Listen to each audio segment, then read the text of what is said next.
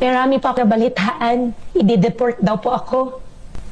Yung sarili kong ina, iniwanan ako.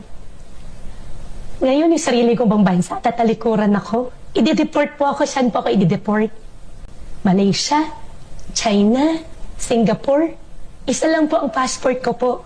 Ako po ay isang Filipino. Natunto na ang bahay ng sinasabing kapangalan ni Bamban Tarlac Mayor Alice Guo sa Kalansiaw Street Project 8 sa Quezon City na hinihinalang pinagnakawan ng alkalde ng pagkakakilanlan at ito ang nakakapanindig balahibo ng kanilang natuklasan. Halina't sabay-sabay nating panuorin at alamin ang videong ito na tiyak na ikakagulat nyo. Ngunit bago tayo magpatuloy, huwag kalimutang i-like, share, subscribe, and click the notification bell for more updates and for more upcoming videos. Maraming salamat! Matatanda ang Kalansiaw Street Project 8 sa Quezon City ang nakalagay na database ng National Bureau of Investigation na address ng isa pang Alice Leal Guo. Agad itong pinuntahan, pero pagdating nila roon, wala palang Kalansiaw Street sa naturang lugar. Pero matapos ang ilang oras na pag-iikot, nakita na ang Kalansiaw Street sa Project 4, pero ayon sa Barangay Masagana na may sakop sa address ay ito ang kanyang naging revelasyon. Nakatala sa ating database na nakatira pong Alice Leal Guo sa 138 Kalansiaw. Sa liit po ng barangay namin, we are very familiar sa ating mga residente. Ipinakita pa ng barangay ang database kung saan nakalista ang pangalan at address ng bawat residente dito. Lumabas ang 138 Kalansiaw Street na siya ring eksaktong address na nakalagay sa NBI document na ipinakita ni Senator Risa Ontiveros sa pagdinig ng Senado. Yun nga lang, ibang residente ang nakatira sa naturang address at walang Alice Leal Guo. Humarap naman ang may-ari ng bahay at itinangging may Alice Leal Guo na nakatira doon. Ayon sa lalaki at asawa nito na tumangging humarap sa kamera, nakakabahala na nagamit ang kanilang address. Giit pa nila, matagal na silang nakatira sa lugar. Bigla ka pupuntahan ng NBI. Yeah. Tapos hindi naman pala ito yung real address na hinahanap niya. Base naman sa NBI clearance na lumutang sa Senado, November 3, 2005, na-issue ang NBI clearance para sa isa pang Alice Leal Guo, habang nitong March 10, 2001, huling na-issuehan ng NBI clearance ang suspendidong alkalde. Base kasi sa lumutang na di umano'y tunay na Alice Leal Guo na siya ngayon ay nakabase na sa ibang bansa na malayo na dito sa Pilipinas. Pero giit nito, hindi umano siya spy ng China at wala rin umano siyang ginawang kahit na anumang krimen. Samantala, pinabulaan na naman ni Senator Lito Lapid ang mga akusasyong sangkot siya sa Philippine Offshore Gaming Operators o PUGO, partikular na sa Porac, Pampanga. Handa umano si Senator Lito Lapid na magbitiw sa pwesto kung mapapatunayang siya ay sangkot o protektor sa operasyon ng PUGO sa Porac, Pampanga. Kasi po gusto kong patunayan dito sa hearing na ito na po wala po akong kinalaman dito sa operasyon ng PUGO at hindi po nakapangalan ang lupang 10 hektarya diyan sa Pugong yan. Kaya po ako naghahamon dito. Kung ako napatunayan nilang kasali ako diyan, pwede ako mag-resign bilang senador. Gusto ko lang pong tanong kasi itong vlogger na tumitira sa akin, sa ating mga senador, ako pa lang po tinitira nito eh.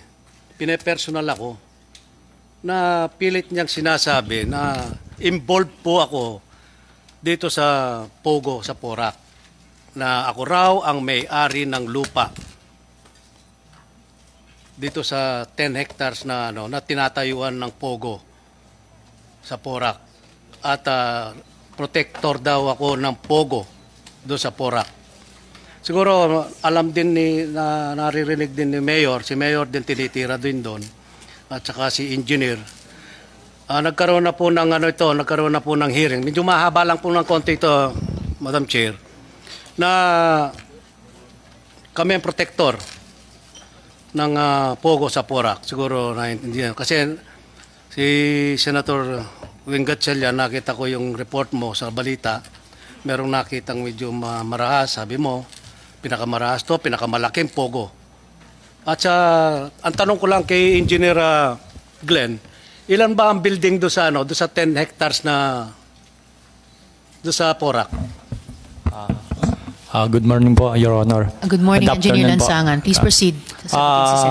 Base po dun sa mga application namin, 42 buildings po. Yun nandun po. Hindi 46 ha? Hindi po. Kasi yung unang application nila po, baka na-appreciate po nila na separate yung mga buildings. Pero dun sa application po sa amin, isang building lang po yun.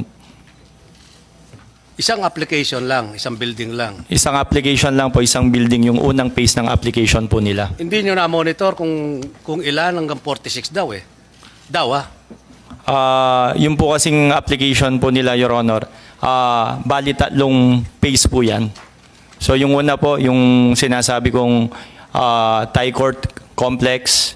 Yung pangalawa pong application nila is yung 28 buildings. At saka yung huli po, yung 13 buildings po. Sinong original na may-ari ng lupa? Base po dun sa mga Pinatayuan ng Pogo ngayon. base po dun sa mga application sa amin po, yung mga Cruz siblings po. Bakit sabi ni yung South 99 yata, kasosyo? Wala siyang kasosyo doon? Hindi ko po alam, Your Honor. Basta yung basis ko lang po yung mga application nila na submit sa office namin. Okay. Mayor, kay Mayor Jing, may mga kasama ka rito. Sino mga kasama mong nasa munisipyo ngayon? Assessor nandyan? Mayor Capil. And alam po ng Chair, Mayor, na gusto nyo rin sa hearing na ito makapagbigay ng presentation. Pagkatapos nyo po masagot yung mga tanong ni Sen. Lito, bibigyan daan po ng Chair. So please proceed po. Salamat po, Madam Chair. Mayor, tanong Apo. ko lang. Alam mo ba kung sino yung may-ari ng lupa na 10 hektarya? Apo, thank you po, Senator Lito Lapid. Ang may-ari po ng lupa sa Lagi South ay ang mga Cruz siblings po. They can check on the LRA, on the title of the lot there. Kaya po tinatanong ito, dahil itong isang vlogger dito, laging inuugnay po yung pangalan ko dito sa 10 hektaryang kinatatayuan ng Pogo na 46 na building. Ngayon, ang tanong ko, masasabi mo ba sa kapuluhan nito, sa hearing na ito, ako ba ang may-ari ng lupang yan na dinidiin nila? Actually, it's very unfair to both of us, Senator. Pati po ako sinasabi niya na ako ang may-ari at may 50 million na bahay po ako doon. I categorically deny that. Hindi po tayo ang may-ari ng lupa o doon po sa kinatatayuan ng Lucky South ng Pogo po. Hindi po kayo ang may-ari, Senador. Yun ang gusto kong malinawan po dito na ako, wala akong kinalaman dyan. Alam mo, Mayor, tuwing magkikita tayo, paminsan-minsan siguro, minsan isang taon, di tayo nagkikita. Bilang nung naupo ka ng Mayor, minsan nagkikita tayo, ang mga intention mo sa Porac ay napakaganda. Thank you po. Nangangarap ka na maging city ang Porac after 5 years. Kaya nga sabi ni Presidente, ang pangarap mo ay pangarap ko rin dahil tiga Porac din ako.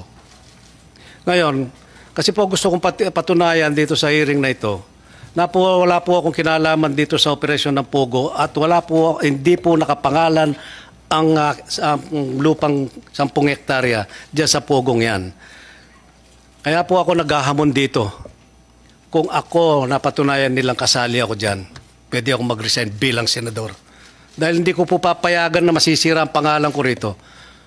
3 taon ako naging vice governor ng Pampanga, 3 terms akong governor ng Pampanga, paging 3 terms na rin po ako bilang senador dito sa pangkasalukuyan. Siguro kung mapapala rin din ako sa 2025, Madam Chair, magiging port na ako dito pero hindi ko sisirain ang pangalan ko rito.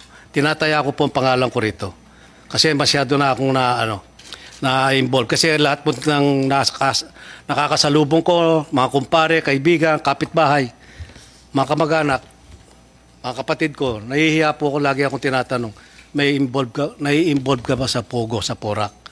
Para napakasama ng image ng Porac ngayon, Mayor. Kaya sana pag-ingatan natin ng Porac. Tiga doon din ako eh. Minsan nga nasasabit pa nga pangalan ng dating gobernador na si Baby Pineda, ngayon vice governor siya. Alam ko, nag-hearing na kayo doon sa Kapitolyo sa probinsya. Opo. Tapos nasasagot, na-involve din dito si Presidente Gloria Macapagal Arroyo, protector din ng Pogo sa Porac. Ngayon, sabi ko nga, sino mag-i-invest ngayon sa Porac? Ang sama-sama ng pangalan ng Porac ngayon. Sana, Mayor, ako'y nananawagan sa iyo at malapit dahil tigaron tayo, doon tayo sinilang. Linisin mo ang pangalan ng Porac. Kasi pag may nag-invest doon, nagtayo ng building, ang sasabihin nila kaagad, Pogo yan. Dahil Porac. Parang yung Bamban, Tarlac. Ganon din po, ang pangit ng imahe po ngayon ng dalawang bayan na ito. Tarlac at saka Porac. Magkatunog pa naman. Di ba? Pero karamihan ng Bamban, karamihan Kapampangan. Lalo na sa Porac. Yun po kasi ang inaalala na natin dito. Nagsisimula na po mga investor doon sa Porac, doon sa Ayala. Doon na rin po yung Miriam College na magbubukas na. Ito, nahaluan po ng Pogo. Medyo sumasama po ang ating sumasama ang image natin, Mayor. Kaya,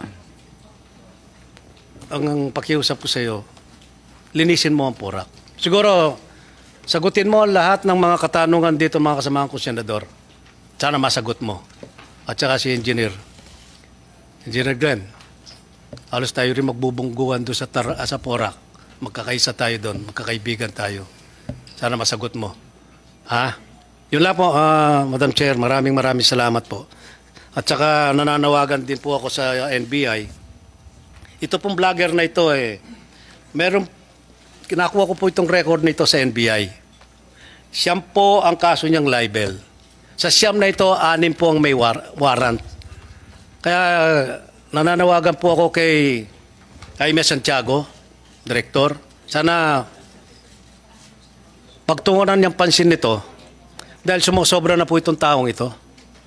Tira ng tira kahit walang alam, walang kasalanan. Tulad ko, wala akong alam dito. At saka bira po akong umattend ng mga hearing na ganito Kung di lang ako na-involved dito, siguro wala ako dito.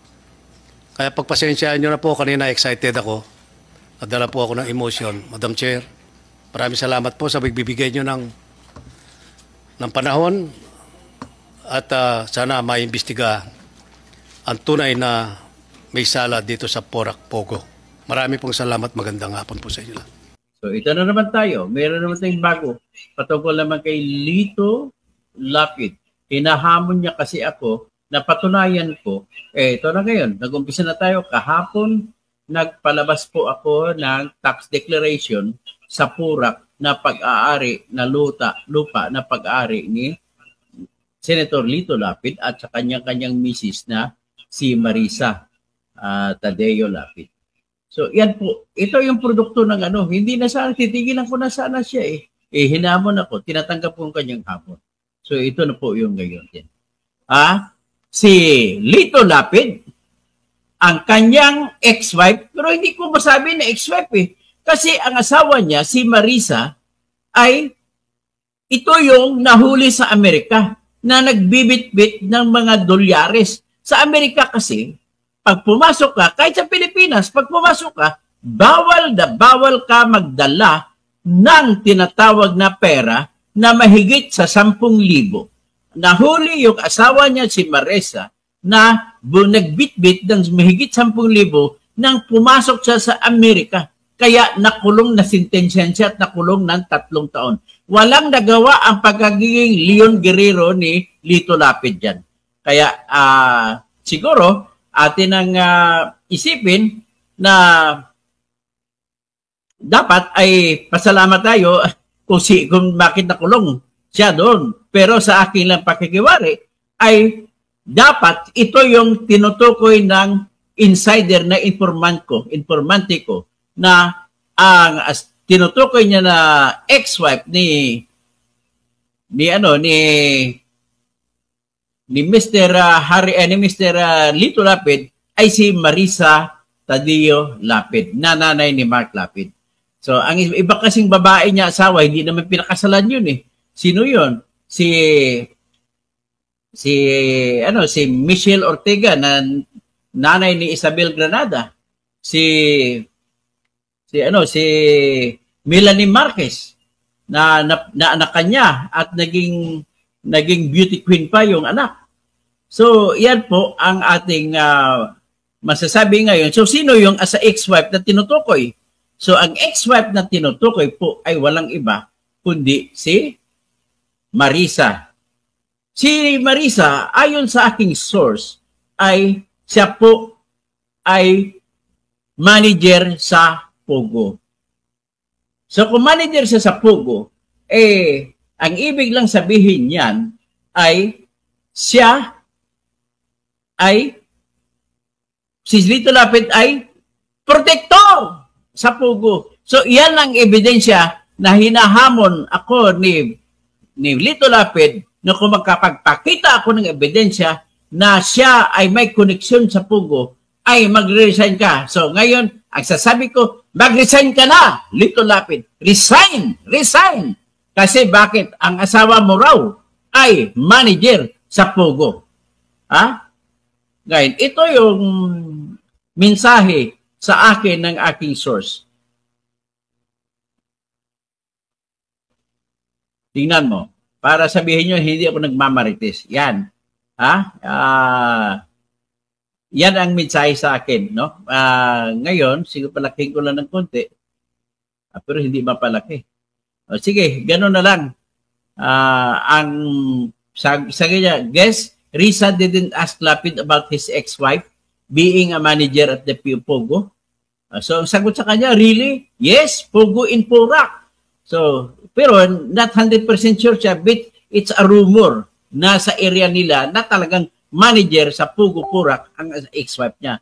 Pero ang tinutukoy na ex-wife niya dito, kung hindi ako magkamali, ay si Marisa, yung kanyang asawa na nahuli at nasintensyan at nakulong sa United States of America sa pagbibitbit na mahigit 10 bilyong dolyares. 10,000 dolyares. So, okay. So, iyan muna ang ating balita sa ngayon patungkol kay Lito Lapid at dito may expose to the max ka na ngayon. Kaya pala, ang unang tanong ko, Lito Lapid, bakit nagkaroon na mahigit 10,000 dolyares ang asawa mo? Ang katumbas ng 10,000 dolyares ay kalahating milyon sa Pilipino. So, saan ang galing yung pera na yun, Mr. Lito Lapid? Mr. Lito Lapid, meron kang mansion na pinalabas pa ni Bernadette Sembrano. Kung ako magtansya, mahigit 100 milyon yun. At saan ba nanggaling yan ang pera mo, pinanggamit mo dyan, pinatayo mo, Mr. Lito Lapid? Mr. Lito Lapid, ipaliwanag mo. Detalye por detalye, hindi mo pwedeng sabihin na nanggaling yan sa iyong pagiging aktor. Bakit? Ang laki ba ng kinita mo pag-aktor mo? Ilabas mo ang records mo sa pagka-aktor mo para malaman natin at malaman ng Pilipino na totoo nga na malinis kang tao. Bakit ka nagkaroon, malapad pa ang farm mo? Ang farm mo, hindi kalabaw ang ginagamit mo, kundi traktura. Pati ang anak mo, si Mark Lapid, na ginawa mo pang gobernador, ay napakita pa doon sa pinalabas ni Bernadette Sembrano. Akala mo nagbigay ng malaking kulay sa iyo yun, magandang kulay sa iyo yung pinalabas ni Bernadette Sembrano. Negative yun. Nagkaroon ng katibayan na ikaw talaga pala ay nagnakaw ng malaki nung ikaw ay gobernador ng Pampanga. Mula doon sa kinukwari mo sa mga lahar sa Pampanga. Ganun lamang po kasimple yan. So ngayon, ikaw ay senador. Magkano kinikita mo sa Senado? Saan pupunta? Sige nga. Ngayon, may pinakita ko isang araw na isang tax declaration ng lupa na nakapangalan sa pangalan mo at saka sa pangalan ni Marisa. So, ngayon, sasabihin mo na dinideny mo na wala kang alam, wala kang lupa dyan sa Pogo. Well, sinasabi ko labang na galing sa aking source na isa ay mayroon kang part ng bahagi ng lupa dyan na binigay sa iyo ni Roberto Pert Cruz. Hindi nga nakapangalan sa iyo, pero binigay sa iyo. Kasi bakit? Kailangan ni Roberto Cruz ng tinatawag na protector. Kasi napakabigat ng kanyang dadalhin itong Pogo. At isa pa, kung bakit kailangan ni Roberto Cruz ng protector, ito ang dahilan. Kasi ang ginawa niyang patayuan ng Pogo Hub ay kabahagi ng lahat ng lupa na inaward o binigay ng Department of Agrarian Reform sa mga magsasaka. Kasi kinansila, ni-revoke ang iyong tinatawag na conversion. Kasi ang ginawa nito ni Roberto Cruz noong 2003 ay nanalo siya sa conversion ang mga lupa. Karamihan doon, may ebidensya ko ipapalabas sa sunod ko na pagsisiwalat na kinamkam niya, piniki niyang lahat ng pirma ng mga farmers para mapunta sa kanya at in-apply niya para ma-convert at para kung hindi na sasakahan ay pwede na niyang kukunin mula sa magsasaka. Na makakapampangan na magsasaka ay kinatapakan ninyo. So ngayon, nang nakuha nyo na, kinonvert ninyo sa tinatawag na tourism lot, residential lot, at commercial lot. Ano naman ang implikasyon yan? Kung dati sakahan yan, ang presyo ng bawat metro kwadrado ay malamang 100 pesos lang hanggang 500 pesos. Pero kung na-convert nyo na, magiging 10,000 pesos per square meter. So, ibig sabihin, mahigit 9,000. So, ano naman ang implikasyon yan? Kung ang involved na lote ay 106 hectares, so 106 hectares yun. So, ngayon, kung halimbawa, 10,000 per square meter, ang halaga ng isang hektarya ay ilan? 10 million. So kung ilulon mo ngayon yung lupa sa bangko ng halimbawa 6 million lang, ibibigay ng bangko ang pera ay tatanggapin mo pera kahit hindi mo nabayaran ng bangko, riremetahin ng bangko ang lupa na sinangra mo, okay pa rin, kita ka pa rin kasi ang capital mo ay 500 pesos per square meter at magagawa mo yan kung ang lupa ay makukonvert na mula sa sakahan o agricultural papunta sa commercial, tourism lot, at saka residential. So kung mapalaki, anong ibig sabihin yan? Sino naman, paano naman makonvert? Sa pamamagitan po ng zonal ordinance, zoning ordinance ng isang bayan ng Purak. Kasi sakop ng Purak, kailangan palakihin ng Purak na council ang presyo ng lupa. At para maaprubahan ang ordinansa ng Purak, dadaan sa provincial board. Ang probinsya naman ay si Lito Lapid ang siyang gobernador noong araw, noong 2003. Siyempre, isang utos na lang yan sa mga kanyang mga sangguniang panlungsod. Aprubahan na ngayon ang ordinansa ng Purak. Kasi lahat po ng municipal ordinance ay hindi magiging ordinansa ng tuluyan kung hindi aaprubahan ng probinsya. So, kailangan ni Roberto Cruz ng Victoria Tourism Park Corporation ang lupa na maiangat para maisangla niya, maibenta niya ng mataas at kikita siya na malaki. Yun lamang po. At kapalit niyan, binigyan ka po. Sabi ng source ko, Mr. Lito Lapid, kapalit ng tulong mo kay Roberto Cruz, binigyan ka ng malaking lote. Yan ata ang tinatayuan ng iyong mansion sa ngayon. So, ngayon, dito sa Pugo, sabi mo, wala kang connection. Verify mo nga, bakit ang asawa mo ay naging manager sa Pugo, dyan sa Purak? Totoo ba yan? Ipalabas mo ngayon ang ebidensya. Hanggang dyan na muna tayo.